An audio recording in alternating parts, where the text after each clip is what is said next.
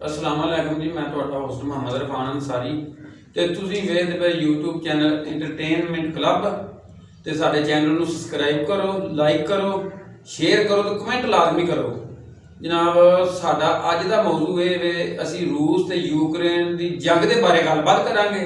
ਸਾਡੇ ਜਨਾਬ ਅੱਜ ਦੇ ਮਹਿਮਾਨ ਜਿਹੜੇ ਨੇ ਜਨਾਬ ਆਸਫ ਵੱਟੂ ਨਾਰੰਗ ਮੰਡੀ ਤੋਂ ਜਨਾਬ ਸਾਡੇ ਨਾਲ ਮੌਜੂਦ ਨੇ और दूसरे साढ़े अज के मेहमान ने सफदर अंसारी मरीदके तो जनाब मरीदके साढ़े मौजूद ने असीं इन्हां नाल गलबात करांगे जनाब तबसरा करांगे ये जंग के जनाब की नताइज हो सकते हैं तो कारोबार से कितना असर अगे साढ़े कितना पिया करोना की वजह तो हुण की पै सकता जनाब ये सानूं दस्सोगे। अस्सलाम वालेकुम जी। जी वालेकुम अस्सलाम। आसफ साहब सानूं दस्सो जनाब जंग के बारे ये जंग जी लगी है ਇਹਦਾ ਤੁਸੀਂ ਕੀ ਨਤੀਜਾ ਵੇਖਦੇ ਜੇ ਇਹ ਬੰਦ ਹੋਣੀ ਚਾਹੀਦੀ ਹੈ ਜਲਦ ਤੋਂ ਜਲਦ ਜਾਂ ਕੀ ਇਹਦਾ ਜਨਾਬ ਹੋ ਸਕਦਾ ਹੈ? ਇਮਰਾਨ ਖਾਨ ਸਾਹਿਬ ਵੀ ਗਏ ਨੇ ਉਹਨਾਂ ਨੇ ਆਪਣਾ ਕਿਰਦਾਰ ਅਦਾ ਕੀਤਾ ਹੈ, ਤੁਸੀਂ ਕੀ ਵੇਖਦੇ ਪਏ ਦੱਸੋ। देखो जी जंग बंद होनी चाहिए, जंग को मतलब हल नहीं है इस चीज़ का जी ਇਹਦਾ ਸਾਡੇ ਮੁਲਕ ਤੇ ਵੀ ਨੁਕਸਾਨ ਹੋ ਸਕਦਾ ਹੈ। ਹਾਂਜੀ ਇਹ ਸਾਡੇ ਮੁਲਕ ਦਾ ਹੀ ਨਹੀਂ, ਦੂਸਰੇ ਮੁਲਕਾਂ ਤੇ ਵੀ ਐਕਸ਼ਨ ਆ ਸਕਦਾ ਹੈ। ਬਿਲਕੁਲ ਦੂਸਰੇ ਮੁਲਕ ਵੀ ਇਸ ਦੀ ਲਪੇਟ 'ਚ ਆ ਸਕਦੇ ਨੇ ਤੇ ਜਦੋਂ ਇਹ ਦੂਸਰੇ ਮੁਲਕ ਦੀ ਲਪੇਟ 'ਚ ਆ ਗਏ ਤੇ ਸਮਝੋ ਆਦਮੀ ਜੰਗ ਲੱਗ ਗਈ ਤੇ ਸਾਡਾ ਵਜ਼ੀਰ ਆਜ਼ਮ ਗਿਆ ਉਸਨੇ ਹੱਕ ਅਦਾ ਕੀਤਾ, ਆਪਣਾ ਕਿਰਦਾਰ ਅਦਾ ਕੀਤਾ ਲੇਕਿਨ ਉਸਦੇ ਬਾਵਜੂਦ ਉਹ ਨਹੀਂ ਬਾਜ਼ ਆਏ ਤੇ ਉਹਨਾਂ ਜੰਗ ਸ਼ੁਰੂ ਕਰਤੀ ਹੈ। ਜਦ ਸਾਡੀ ਦਾ ਦੁਆ ਹੈ ਕਿ ਇਹ ਜੰਗ ਖਤਮ ਹੋਣੀ ਚਾਹੀਦੀ ਹਾਂ ਤੇ ਇਹਦੇ ਵਿੱਚ ਕਿਹੜੇ ਕਿਹੜੇ ਮੁਲਕ ਜਿਹੜੇ ਕਿਰਦਾਰ ਅਦਾ ਕਰ ਸਕਦੇ ਨੇ ਸੁਲ੍ਹਾ ਦਾ? ਸੁਲ੍ਹਾ ਦਾ ਜੀ ਜਿਹੜੇ ਇੰਟਰਨੈਸ਼ਨਲ ਮੁਲਕ ਨੇ ਉਹ ਕਿਰਦਾਰ ਅਦਾ ਕਰਨਾ ਚਾਹੀਦਾ ਉਹਨਾਂ ਨੂੰ। ਅਮਰੀਕਾ ਹੋ ਗਿਆ, ਸਾਊਦੀਆ ਹੋ ਗਿਆ, ਹੋਰ ਕੁਵੈਤ ਹੋ ਗਿਆ ਜੀ, ਉਹ ਅਦਾ ਕਰਨ ਆਪਣਾ ਤੇ ਜੰਗ ਰੋਕਣ ਤੇ ਨਹੀਂ ਤਾਂ ਇਸਦੀ ਲਪੇਟ ਵਿੱਚ ਸਾਰੇ ਮੁਲਕ ਆ ਜਾਣਗੇ, ਆਲਮੀ ਜੰਗ ਲੱਗ ਜਾਏਗੀ। ਆਲਮੀ ਜੰਗ ਦਾ ਕੀ ਜਨਾਬ ਨਤੀਜਾ ਹੋ ਸਕਦਾ? ਆਲਮੀ ਜੰਗ ਅਗਰ ਲੱਗ ਗਈ ਸਰ ਤਾਂ ਉਹ ਤਾਂ ਬੇੜਾ ਗਰਕ ਹੋ ਗਿਆ ਪੂਰੀ ਦੁਨੀਆ ਦਾ ਹੀ। ठीक है जनाब, मेहरबानी जनाब। असीं हुणे सफदर अंसारी वाल ये सानूं दस्सणगे जनाब जंग दे बारे भी जंग साडा कितना नुकसान कर सकदी है साडे पूरी दुनिया दा, बल्कि पाकिस्तान दा नहीं। ते इहदी सुलह होवे ते सानूं की फायदा मिल सकदा? वेखो डॉलर दिनों दिन उत्ते जा रहा, आलमी मंडी दे विच बहुत महंगाई हो गई है। सफदर साहब तुसीं सानूं दस्सो जनाब रूस ते यूक्रेन दी जंग दे बारे ये जनाब किस तरह दी रोकथाम तुसीं वेखदे पए किस तरह होनी चाहिए जी बारे? अस्सलाम वालेकुम जी। सब तो पहला जनाब अंसारी साहब ਤੁਹਾਡੀ ਬੜੀ ਬੜੀ ਮਿਹਰਬਾਨੀ, ਤੁਸੀਂ ਸਾਨੂੰ ਇਨਵਾਈਟ ਕੀਤਾ, ਠੀਕ ਹੈ। ਤੇ ਜਨਾਬ ਇਹਦੇ ਬਾਰੇ ਮੈਂ ਇਹ ਤੁਹਾਨੂੰ ਦੱਸ ਸਕਦਾ ਕਿ ਸਾਡੇ ਵਜ਼ੀਰ ਆਜ਼ਮ ਸਾਹਿਬ ਗਏ ਨੇ ਸੁਲ੍ਹਾ ਸਫਾਈ ਵਾਸਤੇ ਯੂਕਰੇਨ, ਠੀਕ ਹੈ ਨਾ, ਰੂਸ ਗਏ ਨੇ। ਉਹਨਾਂ ਨੇ ਕਿਹਾ ਹੈ ਕਿ ਇਹ ਜੰਗ ਨਹੀਂ ਹੋਣੀ ਚਾਹੀਦੀ, ਠੀਕ ਹੈ ਨਾ, ਇਹਦੇ ਤੇ ਹਰ ਮੁਲਕ ਦੇ ਉੱਤੇ ਅਸਰ ਪਏਗਾ, ਠੀਕ ਹੈ ਨਾ। ਵੇਖੋ ਜੀ ਮੁਸਲਮਾਨ ਦਾ ਇੱਕ ਹੱਕ ਬਣਦਾ ਹੈ ਕਿ ਇਹ ਸੁਲ੍ਹਾ ਸਫਾਈ ਨਾਲ ਰਹਿਣਾ ਚਾਹੀਦਾ ਨਾ, ਠੀਕ ਹੈ ਨਾ ਜੀ। ਇਹ ਹੱਕ ਹੀ ਇਹ ਵੇ ਤਾਂ ਸਾਨੂੰ ਦੱਸੇ ਇਹ ਸਾਡੀ ਸ਼ਰੀਅਤ ਦੱਸੇ ਇਹ ਸ਼ਰੀਅਤ ਭਾਈ ਬਣ ਕੇ ਇਹ ਆਪਣਾ ਹੱਕ ਇਮਰਾਨ ਖਾਨ ਸਾਹਿਬ ਨੇ ਜਿਹੜਾ ਨਾ ਅਦਾ ਕੀਤਾ ਹੈ। ਲੇਕਿਨ ਇਹ ਵੇਖ ਚਲੋ ਉਹਦੀ ਨਹੀਂ ਮੰਨੀ ਗਈ। ਕਿਸੇ ਵਕਤ ਕੋਈ ਐਸੀ ਗੱਲ ਹੁੰਦੀ ਹੈ ਕੋਈ ਨਹੀਂ ਕਿਸੇ ਦੀ ਮੰਨੀ ਜਾਂਦੀ ਨਾ, ਨਹੀਂ ਮੰਨੀ ਗਈ ਤੇ ਕੋਈ ਗੱਲ ਨਹੀਂ। ਅਮਰੀਕਾ ਨੂੰ ਚਾਹੀਦਾ ਹੈ ਕਿ ਇਹ ਜੰਗ ਬੰਦ ਕਰਾਣੀ ਚਾਹੀਦੀ ਹੈ ਕਿਉਂਕਿ ਇਹ ਹਰ ਕਿਸੇ ਦਾ ਨੁਕਸਾਨ ਹੈ, ਇਹਦੇ ਤੇ ਕਾਰੋਬਾਰਾਂ ਦੇ ਉੱਤੇ ਬੜੇ ਅਸਰ ਪੈਂਦੇ ਨੇ, ਠੀਕ ਹੈ। ਵੇਖੋ ਪਹਿਲੋਂ ਗੁਰਬਤ ਬਹੁਤ ਜ਼ਿਆਦਾ ਜਿਹੜਾ ਤਕਰੀਬਨ ਹਰ ਮੁਲਕ ਤੇ ਛਾਈ ਹੈ, ਬਿਲਕੁਲ ਸਾਡੇ ਕਾਰੋਬਾਰ ਬੰਦ ਹੋਏ ਪਏ ਨੇ, ਅਸੀਂ ਬੜੇ ਪਰੇਸ਼ਾਨ ਆ ਇਸ ਵਜ੍ਹਾ ਤੋਂ।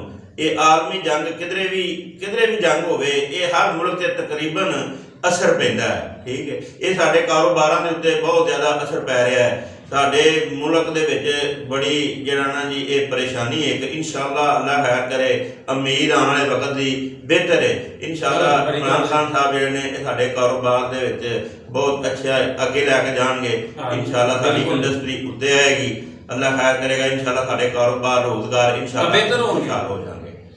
ਅੱਛਾ ਜਨਾਬ ਅਸੀਂ ਜਨਾਬ ਆਸਫ ਵੱਟੂ ਸਾਹਿਬ ਵੱਲ ਆਉਂਦੇ ਹਾਂ ਜੀ। ਸਾਨੂੰ ਜਨਾਬ ਇਹ ਦੱਸਣਗੇ ਸਾਡੀ ਹਕੂਮਤ ਇਸ ਟਾਈਮ ਜਨਾਬ ਕਿਹੜੇ ਅੱਛੇ ਕੰਮ ਕਰ ਰਹੀ ਹੈ, ਉਹ ਸਾਨੂੰ ਦੱਸੋ ਉਹਨਾਂ ਦੀਆਂ ਖੂਬੀਆਂ ਤੇ ਥੋੜਾ ਜਿਹਾ ਸਾਨੂੰ ਇਹ ਵੀ ਦੱਸੋ ਉਹਨਾਂ ਦੀ ਖਾਮੀ ਕਿਹੜੀ ਜਿਹੜੀ ਹਰ ਵੇਖੋ ਨਾ ਪੂਰੀ ਆਵਾਮ ਸਾਡੀ ਪਰੇਸ਼ਾਨ ਮਹਿੰਗਾਈ ਦੀ ਵਜ੍ਹਾ ਤੋਂ। ਇਹ ਸਾਨੂੰ ਜਨਾਬ ਦੱਸੋ ਹਕੂਮਤ ਦੇ ਬਾਰੇ ਇਹਨਾਂ ਦੀ ਕਾਰਗਰਦਗੀ ਸਰ ਇਹ ਸਿਰਫ ਮਹਿੰਗਾਈ ਤੋਂ ਮਤਲਬ ਪਿਛਲੇ ਨੇ ਹਕੂਮਤ ਵਾਲੇ। ਜੇਕਰ ਮਹਿੰਗਾਈ ਤੇ ਕੰਟਰੋਲ ਹੋ ਜਾਵੇ ਤੇ ਹਕੂਮਤ ਦੇ ਨਾਲ ਦੀ ਚੀਜ਼ ਦੀ ਹੋਣੀ, ਇਹਦੇ ਨਾਲ ਦੀ ਕੋਈ ਹਕੂਮਤ ਨਹੀਂ ਆਈ।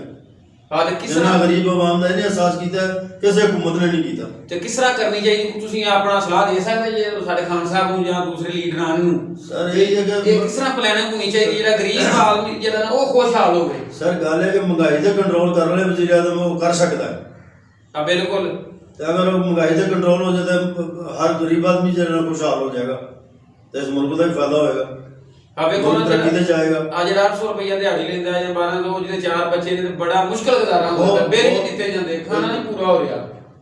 ਮੇਰੇ ਮਜ਼ਦੂਰ ਆਦਮੀ ਜਿਹੜਾ ਕਮਾਉਂਦਾ ਉਹ ਬਿੱਲਾਂ 'ਚ ਹੀ ਮਸਰੂਫ ਦਾ ਚਲਾ ਜਾਂਦਾ। ਹਾਂਜੀ। ਤੇ ਦੂਸਰੇ ਘਰ ਦੀ ਫੈਮਿਲੀ ਨੂੰ ਕਿਧਰ ਜੁੱਤੀ ਕੱਪੜੇ ਹੋਰ ਅਖਰਾਜਾਤ ਬੜੇ ਨੇ, ਬਹੁਤ ਅਖਰਾਜਾਤ ਨੇ। ਹਾਂ ਬਿਲਕੁਲ। ਤੇ ਚਲੋ ਜਨਾਬ, ਮਿਹਰਬਾਨੀ। ਅਸੀਂ ਜਨਾਬ ਸਫਦਰ ਨਸਾਰੀ ਸਾਹਿਬ ਸਾਨੂੰ ਦੱਸਣਗੇ ਕਿ ਪਿਛਲੇ 5 ਸਾਲਾ ਦੌਰ ਦੇ ਵਿੱਚ ਕਿਹੜੇ ਜਨਾਬ ਤਰੱਕੀਆਤੀ ਕੰਮ ਹੋਏ ਨੇ, ਹੁਣ ਇਸ ਹਕੂਮਤ ਨੇ ਕਿਹੜੇ ਅੱਛੇ ਕੰਮ ਕੀਤੇ ਨੇ। ਇਹ ਵੀ ਇੱਕ ਬਿਜ਼ਨਸਮੈਨ ਨੇ, ਇਹ ਸਾਨੂੰ ਦੱਸਣਗੇ ਜਨਾਬ। ਸਾਡੇ ਮੁਲਕ ਦੇ ਉੱਤੇ ਕਰੋਨੇ ਦਾ ਕਿੰਨਾ ਅਸਰ ਪਿਆ ਹੈ, ਪਿਛਲੀ ਹਕੂਮਤ ਦੇ ਵਿੱਚ ਸਾਡਾ ਮੁਲਕ ਕਿਸ ਤਰ੍ਹਾਂ ਖੁਸ਼ਹਾਲ ਸੀ, ਤੇ ਅੱਜ ਕੀ ਵੇਖਦੇ ਪਏ ਨੇ ਜਨਾਬ ਪੀਟੀਆਈ ਦੀ ਹਕੂਮਤ ਦੇ ਵਿੱਚ? ਦੱਸੋ ਚੌਕ ਸਾਹਿਬ। ਵੇਖੋ ਜੀ, ਗੱਲ ਇਹ ਕਿ ਜਿਹੜੀਆਂ ਪਿਛਲੀਆਂ ਹਕੂਮਤਾਂ ਜਿਹੜੀਆਂ ਗੁਜ਼ਰ ਚੁੱਕੀਆਂ ਨੇ, ਇਹ ਸਮਝ ਲਓ ਨਵਾਜ਼ ਸ਼ਰੀਫ ਸਾਹਿਬ ਨੇ ਜਿਹੜੇ, ਹਾਂਜੀ, ਇਹ ਵੀ ਇੱਕ ਕਾਰੋਬਾਰੀ ਆਦਮੀ ਸਨ। ਬਿਲਕੁਲ। ਲੇਕਿਨ ਇਹ ਜੋ ਵੀ ਇਕੱਠਾ ਹੁੰਦਾ ਸੀ ਪੈਸਾ, ਇਹ ਬਾਹਰ ਦੇ ਮੁਲਕਾਂ 'ਚ ਲੈ ਜਾਂਦੇ ਹਨ। ਹਾਂਜੀ, ਠੀਕ ਹੈ। ਇਸ ਕਰਕੇ ਸਾਡੇ ਮੁਲਕ ਦੇ ਵਿੱਚ ਲੱਗਦੇ ਨਹੀਂ ਹਨ ਇਹ ਪੈਸੇ, ਇਸ ਕਰਕੇ ਇਹ ਸਾਡੇ ਮੁਲਕ ਦੇ ਵਿੱਚ ਬੇਰੁਜ਼ਗਾਰੀ ਆਈ ਹੈ ਨਾ। ਠੀਕ ਹੈ। ਤੇ ਇਹ ਇਮਰਾਨ ਖਾਨ ਸਾਹਿਬ ਜਿਹੜੇ ਨੇ, ਇਹ ਜਿਹੜਾ ਵੀ ਕੋਈ ਪੈਸਾ ਬਾਹਰੋਂ ਆ ਰਿਹਾ ਹੈ, ਇਹ ਆਪਣੇ ਮੁਲਕ ਦੇ ਵਿੱਚ ਖਰਚ ਕਰਨ ਵਾਸਤੇ ਹਰ ਕਿਸੇ ਨੂੰ ਤਰਜੀਹ ਦੇ ਰਹੇ ਨੇ। ਬੜੀ ਚੰਗੀ ਗੱਲ ਕਹਿ ਰਹੇ ਨੇ ਕਿ ਆਪਣੇ ਮੁਲਕ ਦੇ ਵਿੱਚ ਖਰਚ ਕਰੋ, ਇੱਥੇ ਕਾਰੋਬਾਰ ਕਰੋ। ਹਾਂਜੀ। ਤੇ ਜਿਹੜੇ ਬਾਹਰੋਂ ਜ਼ਰੇ ਮੁਬਾਦਲਾ ਸਾਡਾ ਆ ਜਾ ਰਿਹਾ ਹੈ, ਠੀਕ ਹੈ ਨਾ, ਉਹਦੇ ਉੱਤੇ ਵੀ ਇਹ ਕਾਫੀ ਸਾਰਾ ਇਹਨਾਂ ਨੂੰ ਸਬਸਿਡੀ ਦੇ ਰਹੇ ਨੇ ਹੁਣ। ਠੀਕ ਹੈ ਕਿ ਕਾਰੋਬਾਰ ਆਪਣੇ ਇੰਡਸਟਰੀ ਆਪਣੀ ਜਿਹੜੀ ਪਾਕਿਸਤਾਨ ਦੀ ਚਲਾਈਏ। ਠੀਕ ਹੈ ਨਾ, ਇਹ ਆਪਣੀ ਇੰਡਸਟਰੀ ਇਨਸ਼ਾਅੱਲਾ ਤੇ ਚੱਲ ਗਈ। ਠੀਕ ਹੈ। ਇਹ ਸੀ ਪੈਕ ਦਾ ਜਿਹੜਾ ਮਨਸੂਬਾ ਹੈ, ਠੀਕ ਹੈ ਨਾ, ਇਹ ਇਨਸ਼ਾਅੱਲਾ ਕੁਝ ਸਾਲ ਬਾਅਦ ਇਹ ਮੁਕੰਮਲ ਹੋ ਰਿਹਾ ਹੈ। ਤੇ ਇਹਦੇ ਵਿੱਚ ਇਨਸ਼ਾਅੱਲਾ ਇਹ ਪਾਕਿਸਤਾਨ ਨੂੰ ਬਹੁਤ ਜ਼ਿਆਦਾ ਫਾਇਦਾ ਹੋਣਾ ਹੈ, ਬਹੁਤ ਜ਼ਿਆਦਾ ਤਰੱਕੀ ਹੋ ਜਾਣੀ ਹੈ। ਤੇ ਇਨਸ਼ਾਅੱਲਾ ਸਾਡਾ ਇਹ ਆਉਣ ਵਾਲਾ ਨਸਲ ਜਿਹੜੀ ਆਉਣ ਵਾਲਾ ਬੱਚਾ ਇਨਸ਼ਾਅੱਲਾ ਇਹ ਸਾਡਾ ਕਰਜ਼ੇ ਤੋਂ ਪਾਕ ਹੋਏਗਾ। ਬੜੀ ਚੰਗੀ ਗੱਲ ਹੈ ਇਨਸ਼ਾਅੱਲਾ। ਅੱਲਾਹ ਖੈਰ ਕਰੇ, ਸਾਡੀ ਮੁਲਕ ਅੱਛੀ ਤਰਫ ਜਾ ਰਿਹਾ ਹੈ। ਤੇ ਖਾਨ ਸਾਹਿਬ ਇਹ ਸਾਡੇ ਅੱਛੇ ਲੀਡਰ ਨੇ, ਅੱਛੇ ਲੀਡਰ ਜਨਾਬ। ਉਸ ਤੋਂ ਬਾਅਦ ਸਾਨੂੰ ਇਹ ਦੱਸੋ, ਪੈਟਰੋਲ ਤੁਸੀਂ ਵੀ ਗੱਡੀਆਂ ਰੱਖੀਆਂ ਨੇ ਸਫਦਰ ਸਾਹਿਬ ਜੀ, ਜਾਂਦੇ ਪੈਟਰੋਲ ਤੋਂ ਯਾਰ ਬੜੀ ਆਵਾਮ ਪਰੇਸ਼ਾਨ ਹੈ। ਉਸ ਤੋਂ ਬਾਅਦ ਵੇਖੋ ਨਾ, ਪਿਛਲੀ ਹਕੂਮਤ ਦੇ ਵਿੱਚ 100-150 ਰੁਪਏ ਕਿਲੋ ਘਿਓ ਸੀ, ਜਿਹੜਾ ਅੱਜ 400 ਨੂੰ ਹੋ ਗਿਆ। ਪੈਟਰੋਲ ਦੇਖੋ ਕਿੱਥੇ 80 ਰੁਪਏ ਦੀ 90 ਦੀ, ਹੁਣ ਉਹ 160 ਰੁਪਏ ਹੋ ਗਿਆ। ਬਿਜਲੀ ਵੀ ਖਾਨ ਸਾਹਿਬ ਨੇ ਮਹਿੰਗੀ ਕੀਤੀ ਹੈ। ਕਰੋਨਾ ਦੇ ਵਿੱਚ ਇਹਨਾਂ ਨੇ ਬੜਾ ਜਨਾਬ ਬੰਦੇ ਨੂੰ ਕਿਹਾ ਤੇਲ ਸਸਤਾ ਇਹਨਾਂ ਕੀਤਾ ਹੈ, ਤੇ ਲੇਕਿਨ ਮਿਲਦਾ ਨਹੀਂ ਸੀ, ਪੰਪ ਦਿੰਦੇ ਹੀ ਨਹੀਂ ਸਨ ਪੰਪਾਂ ਵਾਲੇ। ਹੁਣ ਜਨਾਬ ਕੌਮ ਨਾਲ ਖਿਤਾਬ ਕੀਤਾ ਉਧਰ ਖਾਨ ਸਾਹਿਬ ਨੇ, ਤੇ ਉਹ ਨਾਲ ਹੀ ਦੂਸਰੇ ਦਿਨ ਪੈਟਰੋਲ ਮਿਲਣ ਲੱਗ ਪਿਆ ਸਸਤਾ। ਇਹ ਕੀ ਵਜ੍ਹਾ ਹੈ? ਕਿਉਂ ਨਹੀਂ ਇਹਨਾਂ ਦਾ ਪਹਿਲਾਂ ਹੁਕਮ ਮੰਨਿਆ ਗਿਆ, ਤੇ ਹੁਣ ਕਿਉਂ ਇਹਨਾਂ ਦੇ ਅਮਲ ਦਰਾਮਦ ਹੋਇਆ ਇਹਨਾਂ ਦੀ ਗੱਲ ਤੇ? ਵੇਖੋ ਜੀ, ਗੱਲ ਇਹ ਵੇਖ, ਜਿਹੜਾ ਪੈਟਰੋਲ ਦਾ ਤੁਸੀਂ ਗੱਲ ਕਰ ਰਹੇ ਹੋ ਨਾ, ਇਹ ਪੈਟਰੋਲ ਇੱਕ ਆਲਮੀ ਮੰਡੀ ਦਾ ਰੇਟ ਹੈ ਨਾ। ਇਹ ਸਿਰਫ ਇੱਕ ਇਕੱਲੇ ਪਾਕਿਸਤਾਨ ਦਾ ਇਸ਼ੂ ਨਹੀਂ। ਇਹ ਤੁਸੀਂ ਵੇਖ ਲਓ, ਇੰਡੀਆ, ਬਾਹਰ ਦੇ ਜਿੰਨੇ ਮੁਲਕ ਨੇ, ਸਾਊਦੀ ਅਰਬ, ਜਰਮਨੀ, ਫਰਾਂਸ, ਹਰ ਮੁਲਕ ਦੇ ਵਿੱਚ ਜਿਹੜਾ ਨਾ ਜੀ ਪੈਟਰੋਲ ਮਹਿੰਗਾ ਹੋਇਆ ਹੈ, ਮਹਿੰਗਾਈ ਹੋਈ ਹੈ, ਆਲਮੀ ਮੰਡੀ ਦੇ ਵਿੱਚ ਮਹਿੰਗਾਈ ਹੋਈ ਹੈ। ਤੇ ਇੱਥੇ ਸਾਡੇ ਤੇ ਵੀ ਅਸਰ ਪੈਣਾ ਨਾ। ਤੇ ਸਾਡੀ ਗਰੀਬ ਆਮ ਨੂੰ ਫਿਰ ਸਹੂਲਤ ਵੀ ਦੇਣੀ ਚਾਹੀਦੀ। ਵੇਖੋ ਜੀ, ਅਮੀਰ ਤੇ ਅੱਗੇ ਅਮੀਰਤਾਰ ਹੁੰਦਾ ਜਾਂਦਾ, ਜਿਹੜਾ ਗਰੀਬ ਆਦਮੀ ਹੈ ਉਹ ਜਨਾਬ 2200 ਰੁਪਏ ਕਣਕ ਲੈ ਕੇ ਜਿਹਨੇ ਖਾਣੀ ਹੈ, ਤੇ ਬੱਚਿਆਂ ਦਾ ਕਿਸ ਤਰ੍ਹਾਂ ਗੁਜ਼ਾਰਾ ਕਰ ਸਕਦਾ? ਇਹਦੇ ਵਿੱਚ ਖਾਨ ਸਾਹਿਬ ਨੂੰ ਚਾਹੀਦੀ ਨਾ ਸਬਸਿਡੀ ਦੇਣੀ ਗਰੀਬ ਆਦਮੀ ਨੂੰ, ਜਿਹੜਾ 1500 ਨੂੰ ਕਣਕ ਮਿਲੇ। ਵੇਖੋ ਜੀ, ਜਿਹੜਾ ਗਰੀਬ ਆਦਮੀ ਹੈ ਨਾ, ਵੇਖੋ ਤਕਰੀਬਨ ਇਹ ਅਰਬਾਂ ਰੁਪਏ ਗਰੀਬਾਂ ਦੇ ਵਿੱਚ ਵੰਡੇ ਜਾ ਰਹੇ ਨੇ। 12-12, 13-13 ਹਜ਼ਾਰ ਰੁਪਇਆ ਹਰ ਆਦਮੀ ਗਰੀਬ ਜਿਹੜਾ ਉਹਨੂੰ ਦੇ ਰਹੇ ਨੇ। ਇਹ ਬੇਨਜ਼ੀਰ ਦੇ ਦੌਰ 'ਚ ਵੀ ਦਿੰਦੇ ਸਨ। ਬੇਨਜ਼ੀਰ ਦੇ ਦੌਰ 'ਤੇ ਵੇਖੋ, ਬੇਨਜ਼ੀਰ ਸਕੀਮ 'ਚ ਮਿਲਦਾ ਸੀ। ਬੇਨਜ਼ੀਰ ਸਕੀਮ 'ਚ ਹਰ ਕਿਸੇ ਨੂੰ ਇਸ ਤਰ੍ਹਾਂ ਨਹੀਂ ਸੀ ਮਿਲਦਾ, ਉਹ ਮਖਸੂਸ ਆਪਣੇ ਬੰਦਿਆਂ ਨੂੰ ਦਿੰਦੇ ਹਨ। ਠੀਕ ਹੈ। ਇਹ ਤੇ ਹਰ ਗਰੀਬ ਨੂੰ ਦਿੱਤਾ ਜਾ ਰਿਹਾ ਹੈ।